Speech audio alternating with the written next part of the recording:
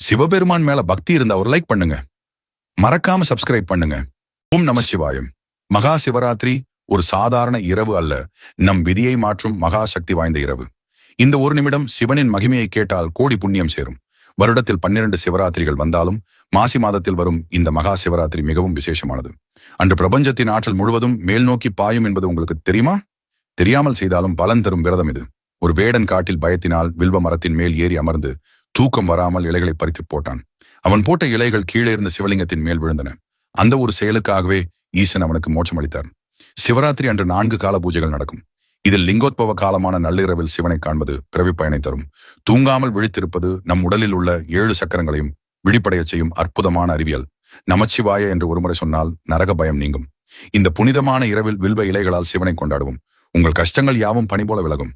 தென்னாடுடைய சிவனே போற்றி, எந்நாட்டவர்க்கும் இறைவா போற்றி. இந்த தகவல் உங்களுக்கு பிடித்திருந்தால் ஓம் நமச்சிவாய் என்று கமெண்ட் மறக்காம சப்ஸ்கிரைப் பண்ணுங்க.